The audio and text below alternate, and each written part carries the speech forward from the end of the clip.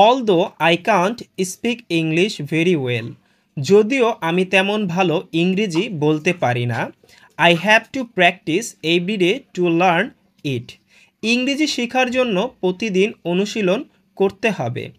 Practice is maximum perfect, অনুশীলন সর্বাধিক নিখুঁত করে তোলে। You have to practise every day to learn the English language, তুমি যদি ইংরেজি ভাষা শিখতে চাইলে প্রতিদিন অনুশীলন করতে হবে। We know that English is an international language, আমরা জানি ইংরেজি একটি আন্তর্জাতিক ভাষা।